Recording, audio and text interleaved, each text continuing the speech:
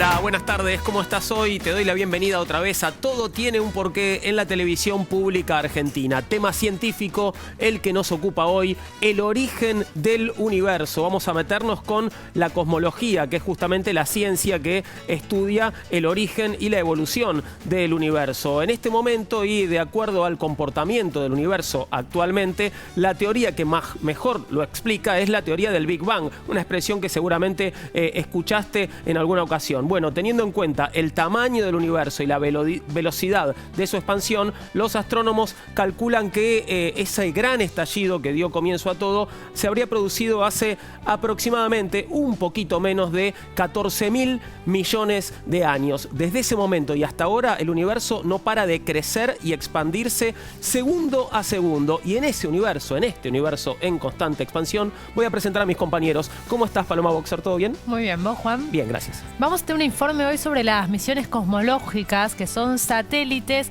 que tratan de dilucidar justamente cómo fue este origen del universo, rastreando señales que todavía hoy podemos encontrar del Big Bang sucedido hace aproximadamente 14.000 millones de años atrás. Podemos asomarnos de alguna manera a ese origen del universo y alguna pista todavía parece que hay por ahí. ¿Cómo estás, Flor Valarino? Muy bien, Juan. Vamos a hablar también de la radiación cósmica, esos primeros ecos del Big Bang y cómo nos permiten entender y comprender el origen y la evolución del universo. Y además, un especialista nos va a contar qué es la materia o energía oscura.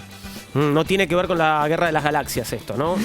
No va por ahí. No va por ahí, pero es muy interesante. Pero también. hay mucha, ¿no? Hay mucha energía oscura y mucha materia oscura en el universo, ¿no? Es el mayor porcentaje, digamos, de composición del universo. Casi todo es materia de energía oscura. Mira vos, ¿cómo estás, Maximiliano Tomás? Muy bien, Juan, vos lo decías recién, nos estamos expandiendo. Ahora, sí, yo en la zona abdominal. Sí.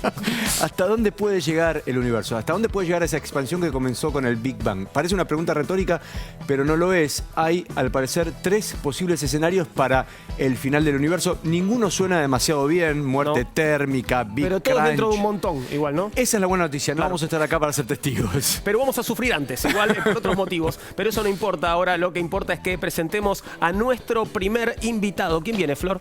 Hoy nos visita Gabriel Bengochea. Él es doctor en ciencias físicas, es investigador adjunto del CONICET. Su campo de especialización es la cosmología. Coordina actividades de divulgación en astronomía. Muchas gracias, Gabriel, por estar con nosotros. Bueno, algo adelantábamos, pero el que sabe sos vos. ¿Cómo se supone que fue ese comienzo del universo? Bueno, me parece que lo más interesante para aclarar primero es que todo lo que hablemos está en un contexto. Ese contexto es el modelo de concordancia que tenemos en este momento, que como ya dijeron es el modelo del Big Bang.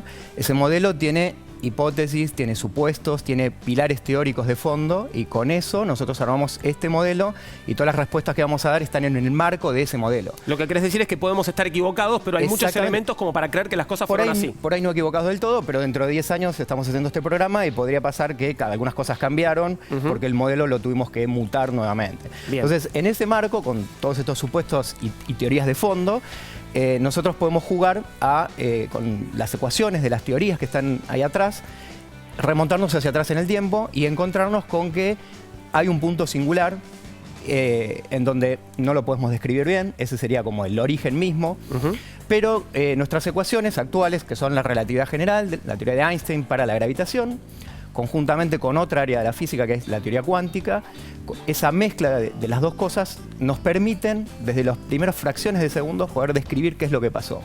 Entonces, por un lado, la idea que tenemos actualmente es que la relatividad general, la teoría de Einstein, nos permite decir qué cosa sería el espacio-tiempo. O sea, el espacio-tiempo es como si fuera el escenario, el piso de este estudio, ¿sí? Bien. Montado sobre ese... Antes del Big Bang no había espacio-tiempo. Es que para hablar antes del Big Bang tenemos que cambiarnos de modelo, porque el modelo más ortodoxo tuvo un origen. O sea, no podemos hablar de antes. Para hablar de antes tenemos que hablar de modelos alternativos. Entonces, con ese modelo, el modelo actual, tenemos un piso, como te decía, que es el espacio-tiempo, dictado por la teoría de Einstein, y montado sobre eso tenemos materia. Entonces, cuando uno pone materia en ese espacio-tiempo, automáticamente las ecuaciones de Einstein nos dicen el universo tendría que estarse expandiendo. O por lo menos los casos más generales sería eso se tiene que estar expandiendo. Bueno, entonces estos dos pilares teóricos son con lo que nosotros nos construimos cómo fue ese arranque de la expansión del universo. Y bueno, a partir de ese momento nosotros decimos, bueno, se está expandiendo, está creciendo. ¿Y cómo fue? Si vamos a ese origen. Bueno, el origen mismo, como te decía, estos dos pilares, si uno se remonta demasiado atrás en el tiempo a lo que sería el instante inicial, el Bang del Big Bang, no tenemos teoría que explique perfectamente eso. Para eso necesitamos una teoría cuántica de la gravitación, que sería mezclar perfectamente esas dos teorías. Eso hay intentos actualmente, pero no logramos una versión final de esa teoría. Entonces, recién tenemos que remontarnos a fracciones muy chiquitas de segundos, que ahí sí podemos posteriores describir. al Big Bang. Exactamente. Muy chiquititos, pero justo el instante inicial no lo podemos hacer. ¿Y ahí cómo es esa fotografía de esos primeros instantes entonces? Ya se produjo, acaba de producirse hace menos de un segundo esa explosión. Bueno, como te mencionaba, las ecuaciones te dicen, si vos dotás de materia al universo, ese espacio-tiempo se tiene que empezar a expandir, tiene que expandirse. Después de esa fase de expansión viene otra cosa que llamamos inflación y que probablemente después mencionamos más adelante, que tienen que ver, bueno, el momento en cuando surgieron en ese espacio-tiempo, en el piso de este estudio, las semillas primordiales que dieron origen, después de muchos años, a las galaxias que nosotros vemos en el cielo, ¿no? Bien. ¿Y existe algún lugar determinado donde podamos decir que ocurrió esa explosión? No, porque justamente una de las cosas que nos permite la teoría de Einstein es describir los sucesos del universo en muchos sistemas de referencia distintos. O sea, podés elegir el que vos quieras. Entonces, para hablar del comienzo, está bueno elegir un sistema de referencias en donde ese instante inicial es, como te decía, como si fuera el piso de todo este estudio. Entonces, en cada punto de este piso sucedió el Big Bang, ¿sí? En cada punto del piso empezó a expandirse, ¿sí? Entonces, como que no hay un centro, un lugar privilegiado, ¿sí? ¿Y cómo sabemos cuándo ocurrió? Porque hablamos de 14.000 millones de años atrás. Sí, es una interesantísima pregunta, porque en todos lados leemos la edad del universo tiene 13.700 millones de años. Bueno, eso es un número que no es observable. Nosotros no observamos la edad del universo, no tenés una manera de apuntar al cielo y sacar ese número. Uno tiene que calcularlo, tiene que hacer cuentas. Para hacer esas cuentas necesitamos datos, mediciones. Entonces hay satélites o instrumentos, telescopios que hacen mediciones de distancias en particular y uno obtiene de qué cosas está hecha el universo. Eso es justamente el punto clave de la teoría de Einstein. La teoría de Einstein te permite relacionar distancias, la geometría del espacio con el contenido de materia que hay adentro. Entonces, una vez que vos haces mediciones y decís, bueno, hay tanta cantidad de materia, tanta cantidad de esta cosa, todos los ingredientes que tenés, lo metes en una ecuación de la relatividad general que te permite calcular la edad. Eso da 13.700 millones de años. Pero si viene otra persona que trabaja en otra área observacional y me trae otros datos, yo puedo hacer esa cuenta y me puede dar distinto. Entonces no es que hay es la edad del universo, sino que esa edad que calculamos está supeditada a qué conjunto de datos yo estoy usando para hacer una cuenta, calcular ese número, ¿sí? Pero más o menos todos los conjuntos de datos nos terminan dando un número más o menos parecido. 100 millones de años más, 100 millones de años menos, estamos por ahí. Sí, o más o menos. Puede diferir en 1.000 millones de años. Perfecto, o sea, no más que eso. No más Bien, que eso. tenemos un informe sobre las misiones cosmológicas, misiones que ha puesto la NASA en el espacio justamente para investigar, para recabar información sobre el origen del universo. Cuando hablamos de cosmología, hablamos de esto, ¿no? La ciencia que estudia origen y evolución del universo. ¿Hay que decir algo más? Sí, a gran escala, pondría yo, digamos. O sea, el universo, el tubo de ensayo de la cosmología es nada más y nada menos que todo el universo. Bien, vamos entonces con las misiones cosmológicas. Con el fin de comprender cada vez más y mejor al universo, el 18 de noviembre de 1989, la NASA lanzó el satélite explorador de fondo cósmico, conocido como COBE por sus siglas en inglés. Su misión fue muy específica. Debía medir la radiación infrarroja y de microondas difusa desde el universo temprano hasta los límites establecidos por nuestro entorno astrofísico. Para hacerlo, llevó 3 instrumentos. Uno que midió el espectro de la radiación de fondo, otro que mapeó su origen y un tercero que tenía el propósito de buscar la radiación de fondo infrarroja cósmica. COBE finalizó sus operaciones con instrumentos 4 años después, el 23 de diciembre de 1993. En ese corto periodo, la misión revolucionó nuestra comprensión del cosmos primitivo. Así, midió con precisión y cartografió la luz más antigua del universo, conocida como el fondo cósmico de microondas. Los resultados que encontró sirvieron para confirmar y pulir la teoría del Big Bang del origen del universo. Además, esta sonda condujo a una nueva era de mediciones de precisión, allanando el camino para una exploración más profunda del fondo de microondas por medio de distintas misiones. Así, en 2001, la NASA lanzó la sonda de anisotropía de microondas Wilkinson. El artefacto se dedicó a estudiar el cielo y medir las diferencias de temperatura que se observan en la radiación de fondo de microondas, un remanente del Big Bang. Luego de 9 años de trabajo, la nave no solo brindó a los científicos su mejor imagen de este brillo residual, sino que también estableció el modelo que describe la historia y la estructura del universo. Entre sus hallazgos, la Wilkinson permitió determinar con un alto grado de precisión y exactitud no solo la edad del universo, sino también la densidad de los átomos, del resto de materia no atómica y la época en que comenzaron a brillar las primeras estrellas. Esta sonda detectó una señal que es un resto del resplandor del universo joven y caliente, un patrón congelado en su lugar de cuando el cosmos tenía solo 380.000 años. En los siguientes 13.000 millones de años, a medida que el universo comenzó a expandirse, esa luz detectada perdió energía y se estiró en longitudes de onda cada vez más largas que hoy se detectan como microondas. Además, la misión estableció que el cosmos tiene 13,75 millones de años. También probó que los átomos normales constituyen solo el 4,6% del cosmos actual, al tiempo que verificó que la mayor parte del universo consiste en dos entidades que los científicos aún no comprenden. El artefacto confirmó la existencia de un material que aún no se ha detectado en el laboratorio, la energía oscura. Se trata de una entidad repulsiva gravitatoria que puede ser una característica del propio vacío y que, según la misión, llena el 72% del cosmos. Otro importante hallazgo de la sonda Wilkinson es el que implica un hipotético crecimiento acelerado cósmico llamado inflación. 8 años después de que se lanzara la sonda Wilkinson, el 14 de mayo de 2009, la Agencia Espacial Europea lanzó el satélite Planck, que desde entonces arrojó resultados asombrosos. Así, los datos que recogió ayudaron a precisar la edad del universo, datándola en unos 13.800 millones de años. Además, permitieron conocer su geometría, que sería esencialmente plana, y su composición, que consta de un 95% de materia y energía oscura. Además, los métodos usados establecieron que el universo se estaría expandiendo un 9% más despacio de lo que indican otros métodos. Estos son apenas algunos de los hallazgos que hizo esta misión, pero la exploración del cosmos parece no detenerse. Muchos de estos resultados nos acercan a saber más sobre los primeros instantes del universo.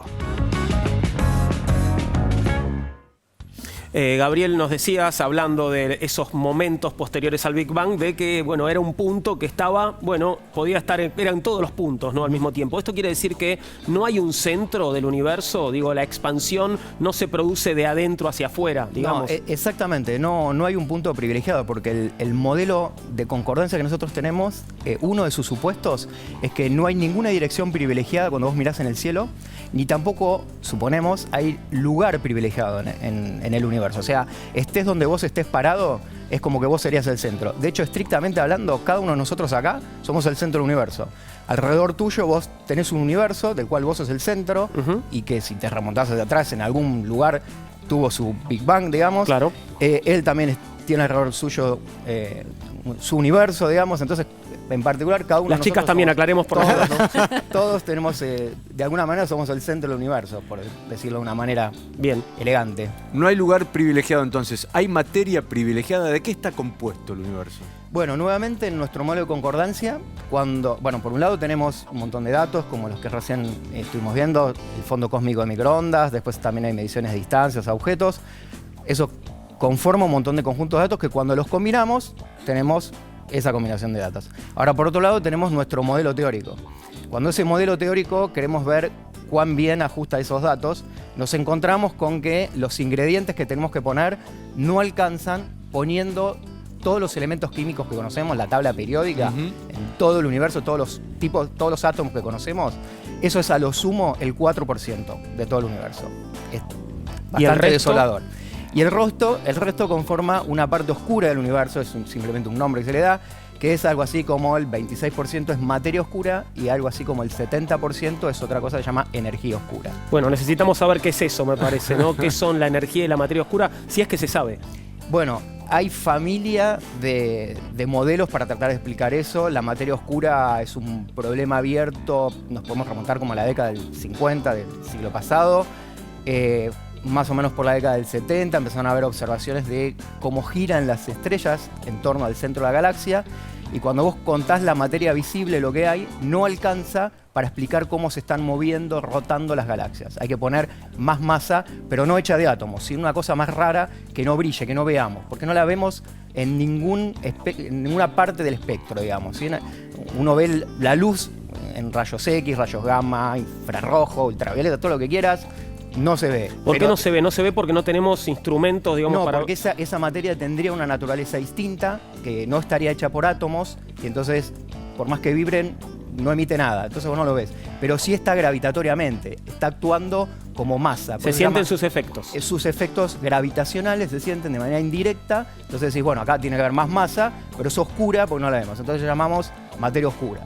Otra cosa muy diferente es la energía oscura. La energía oscura es algo que hace tan solo 20 años, o sea, hace 20 años tuvimos que modificar nuevamente el modelo del Big Bang agregando un nuevo ingrediente para ajustar observaciones que nos parecían decir que nuestro modelo andaba mal, estaba faltando algo, digamos. Bueno, afortunadamente, por el momento no tuvimos que romper todo, sino que la teoría de Einstein nos permite agregar un nuevo ingrediente. Ese nuevo ingrediente es lo que ahora llamamos energía oscura, y que hace que nuestra teoría y nuestras predicciones encaje bien con esos datos, pero pagamos un precio. El precio que pagamos es que eso que tenemos que poner hace que el universo no solamente se expanda, sino que lo haga cada vez más rápido, de manera acelerada. Entonces, o sea, por eso, la energía oscura sería la responsable de que el universo se esté acelerando, no de la expansión, sino de la expansión acelerada. Bien. Exactamente. El acelerador de la expansión del universo. Exacto, y es nada más y nada menos que como el 70% de la energía del universo. O sea, no es poco. En el informe se hablaba de la inflación. ¿Qué es la inflación aplicada a la cosmología? Porque no es lo mismo que, bueno, la inflación en economía, ¿no? Claro. Recién hablamos de la energía oscura, que es algo que haría expandir de manera acelerada el universo, pero eso pensamos que sucedió como de la mitad de la edad del universo hacia hoy. La inflación es otra aceleración, otro momento que tuvo el universo acelerado, pero que fue a los comienzos del universo, de lo que hablábamos hace un ratito, ¿sí? Muy al comienzo del universo, nosotros pensamos que tuvo que haber existido otra expansión acelerada, pero que duró muy poquitito, encendió y ¡pac! Se apagó, y siguió la evolución común, digamos. Esa expansión acelerada la necesitamos en el modelo para resolver problemas que hasta la década del 80 tenía el modelo del Big Bang. Uno de esos problemas, el más conocido de todos o el más sencillo de explicar, es que si vos observás dos regiones del cielo hoy, miro para allá con el satélite uno de estos que mencionamos recién, mirando el fondo cósmico de microondas, apuntás allá y apuntás en una región muy separada y ves que tienen las propiedades muy parecidas. O sea, esa radiación cósmica tiene propiedades muy parecidas. Si vos te vas para atrás en el tiempo en esas dos regiones, hacia el comienzo del universo, te das cuenta que esas dos regiones, hasta antes de la década del 80, con el modelo que teníamos, nunca estuvieron en contacto. Entonces, nunca se pudieron hablar y mandarse información. Entonces, la pregunta es, ¿cómo estas dos regiones que están separadas tienen las mismas propiedades si nunca estuvieron juntas para hablarse y mandarse información? Ese era un problema que se llama el problema del horizonte, que tenía el modelo del Big Bang antes de la década del 80. Más o menos por el 80 surgieron algunas ideas de cómo resolver ese y otros problemas, y la idea fue incorporar un ingrediente al principio del universo que hace que se acelere. Se llama la inflación. El inflatón, que hace inflar. Y justamente entonces lo que hace es que esas dos regiones hayan podido estar en contacto. ¿Cómo se logra? Con una expansión acelerada también. Bueno, ese proceso inflacionario sirvió para resolver esos problemas, pero hoy en día también sirve para algo más importante, más interesante, que es un mecanismo que nos permite decir cómo nacieron las primeras semillas cósmicas en ese espacio inicial del universo, que permitió que después surgieran estrellas, galaxias, nosotros, etc. Creo que es un buen momento para que sumemos a la conversación a nuestra siguiente invitada. ¿Quién viene, Maxi? Sí, así es, Juan. Hoy nos visita también Susana Landau. Es doctora en astronomía, licenciada en física por la Facultad de Ciencias Exactas y Naturales de la Universidad de Buenos Aires, Se desempeña como investigadora independiente del CONICET y como docente en la Facultad de Ciencias Exactas y Naturales de la UBA. Se especializa en cosmología y es coautora del libro Gravitación.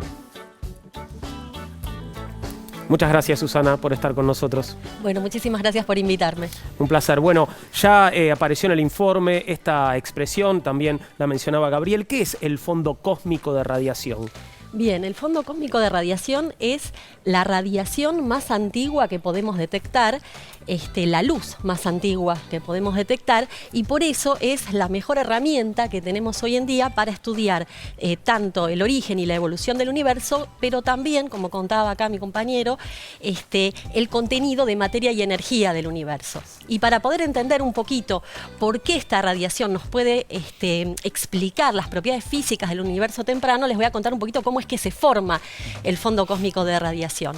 Entonces, tenemos este universo que surgió, como les contó Gabriel, de ningún punto privilegiado. Después hubo una etapa de inflación y este universo también ustedes contaron que tiene aproximadamente 14.000 millones de años. En el principio del universo no había todavía galaxias, ni planetas, ni estrellas. Lo podemos pensar como una gran sopa de partículas. Aproximadamente 3 minutos después del universo se empiezan a formar recién los núcleos de los átomos. Y aproximadamente 380.000 años después del Big Bang se forman los primeros átomos de hidrógeno. ¿Por qué este evento es tan importante? Porque da origen al fondo cósmico de radiación, como les voy a explicar ahora. Antes de la formación de los primeros átomos de hidrógeno, ustedes pueden pensar al universo como un fluido donde las partículas los componentes más importantes de este fluido son electrones, protones y fotones. ¿Quiénes son estas partículas? Vamos a repasar un poquito. ¿Quiénes son cada uno de ellos, por favor? Los electrones y protones junto con los neutrones constituyen los átomos, pero ¿cuál es la diferencia entre ellos? Los neutrones no tienen carga eléctrica, los protones sí la tienen y es positiva, y los electrones también tienen carga eléctrica negativa. Y una cosa muy importante que hay que decir que protones y neutrones son 1000 veces más pesados que los electrones. ¿Sí? Entonces volvamos a nuestro fluido. Faltaron los fotones, que los nombraste. Tenés razón, faltaron los fotones. Los fotones es la partícula más importante en todo este cuento porque son las partículas que transportan la radiación electromagnética y en particular la luz, ¿sí? Permíteme repasar que la luz es solo una expresión de un fenómeno mucho más amplio que es la radiación electromagnética, y otras expresiones de esta radiación electromagnética son los rayos X, los rayos gamma, las ondas de radio, las ondas de televisión. Todos esos fenómenos, todas esas manifestaciones son parte de un mismo fenómeno que llamamos radiación electromagnética, ¿sí? Los fotones son los que transportan esa radiación y en particular transportan la luz. Entonces, en este universo primitivo tenemos este fluido donde tenemos los electrones, los protones y los fotones. Pero ¿cómo está transcurriendo eso? ¿De cualquier manera? No. Hay reacciones, ¿sí? Varios tipos de reacciones, algunas de las cuales crean y destruyen partículas. Por ejemplo, un electrón y un protón crean un átomo de hidrógeno más un fotón. Pero también existe la reacción inversa. Viene el fotón, le pega al átomo de hidrógeno y tenemos electrón y protón, ¿sí? Al principio del universo, ambas dos reacciones ocurren la misma cantidad de veces, con lo cual no se forma ningún átomo de hidrógeno. No se forma por eso y también porque los electrones, la reacción que prefieren hacer no es la de formar átomos de hidrógeno, sino la de chocar elásticamente con los fotones.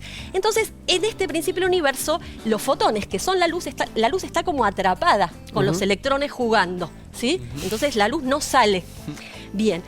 A medida que el universo se va expandiendo, también va bajando su temperatura, por lo tanto modificando su energía, y a los 380.000 años después del Big Bang es el momento donde los electrones van a preferir, digamos, formar átomos de hidrógeno junto con los protones y dejar de jugar con los fotones. Ahí quedan los fotones sueltos, de algún modo.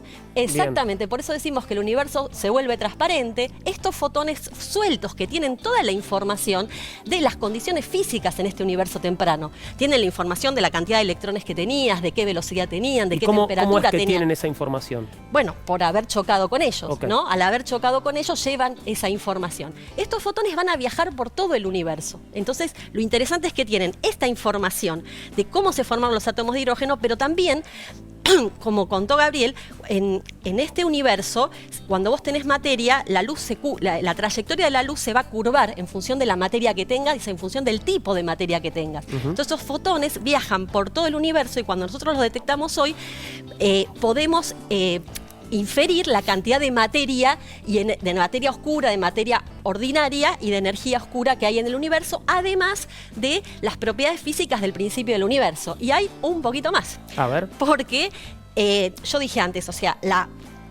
el fondo cósmico de microondas es la radiación más antigua que podemos detectar.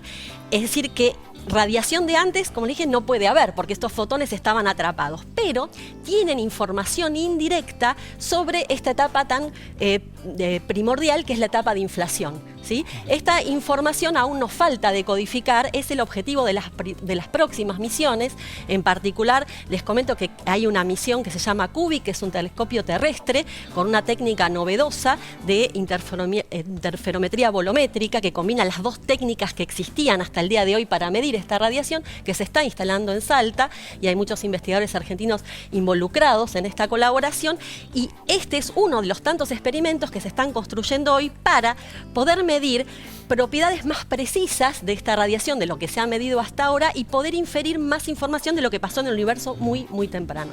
Por eso se habla un poco de que los fotones son como una huella cósmica, un fósil cósmico, ¿no? Exacto, ¿verdad? exacto. Y ahora entendemos por qué es un fósil cósmico, ¿no? Porque son esos mismos fotones que estaban jugando con los electrones y tienen toda esa información, y ahora los recibimos acá después de que ellos viajaron por todo el universo y tienen toda esa información. Por eso decimos que es un fósil cósmico. Ahora, Susana, con esta idea de que no hay un punto privilegiado, esto es, mirando hacia cualquier lugar en el universo nos podemos encontrar con estos fotones. Exactamente, sí, exactamente. ¿Y hay alguna...? Perdón. Sí, y como decía Gabriel, la intensidad y las propiedades de estos fotones son iguales en una parte en 5, cuando mirás en las distintas regiones. Sí. Decías que el estudio de los fotones nos permite saber más sobre la teoría de la inflación. ¿Hay alguna teoría alternativa? Sí, hay siempre cuando se construye el edificio científico, digamos, hay un gran esfuerzo en lo que se llama el modelo de concordancia, pero siempre es importante testear alternativas. Alternativas a la teoría de inflación se propusieron muchas. La más conocida hoy en día es la que tiene que ver lo que se llama con los universos cíclicos, ¿sí? Porque ¿qué es lo que hace bien la teoría de inflación? Y que entonces cualquier cosa que una teoría dominante haga bien, la teoría alternativa también lo tiene que hacer bien. Claro. Si no, no va a poder explicar. Bien, inflación no se explica bien porque cuando yo miro en distintas regiones del cielo obtengo las mismas propiedades y si bien, como explicó muy bien Gabriel, cuando uno remonta esas ecuaciones al principio del universo, la información viene de regiones que no se han podido comunicar todavía. Entonces, plantear la teoría de inflación te resuelve bien este problema. Los modelos alternativos son lo que se llaman modelos cíclicos, donde no hubo un comienzo ni un fin. El universo se está expandiendo y se vuelve a contraer cíclicamente. Entonces, ¿qué pasa? En la última contracción, digamos, ponele que había un universo como el nuestro, con galaxias, con inhomogeneidades, pero al comprimirse, estas inhomogeneidades se borran, ¿sí? Y ya tenemos un universo bien homogéneo, que es el que va a comenzar, y por eso hoy vamos a observar eso. Tenemos un informe, si me permitís, de Susana, sobre los primeros ecos. Hay una investigación sobre esto que nos permitiría también, recibir información sobre el origen del universo. ¿Qué son los primeros ecos? Te los presentamos en este informe. El astrofísico, matemático y sacerdote belga Georges Lemaitre es el padre de la teoría del Big Bang, que recibió aportes de varios científicos, entre ellos del astrofísico de origen ruso Georges Gamow. En buena parte, Gamow fue el creador de la propuesta inicial del origen del universo como una expansión repentina de la masa del cosmos desde un único punto, al que llamó Ilem, un nombre tomado de la sustancia fundamental de la materia de Aristóteles. Además, Gamow predijo que si se observaba al espacio con suficiente profundidad, se lograría encontrar restos de la radiación cósmica de fondo provocada por el Big Bang. Es decir, debería hallarse el eco electromagnético causado por el naciente universo. Tiempo después fue más específico y sostuvo que la antena de los laboratorios Bell en Holmdel, New Jersey, Estados Unidos, en la que trabajaban los físicos Arno Penzias y Robert Wilson, podrían detectar estas huellas. pero ninguno de los dos responsables al frente de la antena leyeron el artículo. Incluso, ocurrió que Bell pasó varias semanas tratando de ponerla en funcionamiento, pero un ruido de fondo volvía imposible la tarea. Antes de rendirse, experimentaron varias opciones para eliminar aquellas interferencias. Así probaron de día y de noche, orientaron la antena en todas las direcciones, revisaron el sistema eléctrico, forraron con cinta aislante las juntas y remaches de la antena, limpiaron enchufes, incluso desmontaron la antena y volvieron a armarla. Pero las interferencias seguían allí. Ocurrió que ignoraban que lo que estaban escuchando con la antena era nada menos que la luz más antigua del cosmos. Se trataba de los primeros fotones que se crearon cuando el universo se expandió lo suficiente como para posibilitar que se desacoplaran la materia y la radiación, causando que ésta pudiera circular libremente, por primera vez a lo largo de un joven universo que en ese entonces tenía apenas 380.000 años de antigüedad. La explicación a este fenómeno se basaba en la predicción de Gamow, que afirmaba que la distancia y el paso del tiempo habían convertido aquellos primeros fotones en microondas que la antena de los laboratorios Bell, donde trabajaban Penzias y Wilson, lograba captar. Si bien ninguno de ellos había leído el trabajo de Gamow, supieron que un equipo científico comandado por Robert Dicke, un físico y gran contribuyente a la tecnología de radar, desde hacía tiempo trabajaba en la Universidad de Princeton, intentando dar con la radiación cósmica de fondo que había predicho el astrofísico de origen ruso. Así, la idea de que la interferencia fuera ocasionada por el origen cósmico era la última esperanza para explicar qué ocurría con la antena. Por este motivo, se comunicaron con la Universidad de Princeton, contaron lo que captaban y automáticamente Robert Dicke y los científicos que trabajaban allí se dieron cuenta de que Penzias y Wilson habían hallado antes la radiación cósmica de fondo. Se trató de un descubrimiento casual, cuyos autores no sabían de qué se trataba y tampoco pudieron interpretar. En paralelo a este hallazgo, el equipo de Robert Dicke publicó en 1965 un artículo en la revista Astrophysical Journal donde sí explicaba de qué se trataba el fenómeno. Pero fueron Penzias y Wilson quienes ganaron el premio Nobel en 1978, mientras que Gamow, quien predijo los acontecimientos tal y como ocurrieron, fue prácticamente olvidado. Entonces, Susana, si entendimos bien, un poco por accidente se descubrió el fondo cósmico de radiación. Este ruido en la antena era eso. Exactamente como vos decís, así fue. Qué bárbaro. Sí. ¿Y ustedes en la actualidad cómo estudian esta radiación cósmica brevemente? Bueno, la estudiamos con telescopios subidos a satélites, como contaron en las misiones cosmológicas antes, pero también en telescopios terrestres, de las dos maneras. ¿Cuál es la diferencia? El telescopio en el satélite te puede mapear todo el cielo, mientras que el telescopio que está en tierra mapea regiones más pequeñas del cielo, pero con mejor resolución. Bien, podés mandarnos tu porqué a porqué@mandarinatv.com y te invitamos también en redes sociales a que comentes el programa y nos hagas tus sugerencias. En Facebook nos encontrás en Todo Tiene un Porqué, en Instagram y Twitter @porqué_tv. Seguimos en minutos nada más hablando en Todo Tiene un Porqué sobre el origen del universo. Apasionante tema, ya volvemos.